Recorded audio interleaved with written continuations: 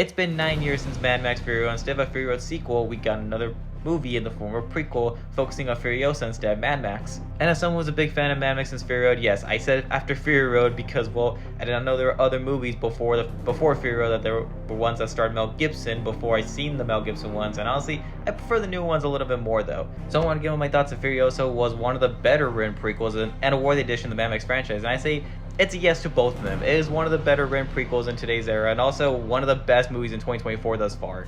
But was it better than Fury Road? No, but it's up there. It's up there in the top 3 Mad Maxes, just behind Road Warrior, just slightly. I do prefer the cinematography of Furiosa more than Road Warrior, but there are some action sequences that are done better in Fury Road than they were in this movie, especially because in this movie you can tell like some of it was kind of a bit of a downgrade from Fury Road, but overall not too much of it. And also there's the runtime. The runtime was a little bit laggy than I thought it would be, especially because it goes on longer than it should, and then there's some bits that should have been cut, but overall I thought it was good. It was a good movie. It didn't drag for too long though. But that's the only gripe about how this movie. Let's talk about the good.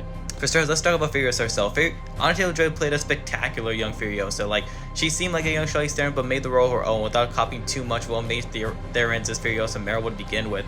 And yeah, there's another actress in the movie who takes over the first part of the movie, but once it gets to Anya Taylor-Joy's portrayal, that's where stuff really kicks into gear right there. And the fact that her Furiosa only has so little dialogue and just mainly expresses herself through body gestures and expressions, it just speaks volume to how great her acting really was in this movie. But we cannot further talk about this movie without talking about Chris Hemsworth as Dementus himself. Like, literally whenever he comes out of the movie, like, he steals absolutely every scene he's in, because Chris Hemsworth knows how to deliver a role. Whenever he does a role, he certainly knows how to freaking impress an audience. Like, he knows how to attract everybody.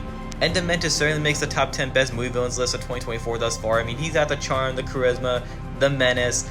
It's the terrifying aspect of him. Like, he's just so campy and corny, but like in a good way though. But he manages to be menacing at the same time though. Like, he just feels like he belongs in the world of Mad Max.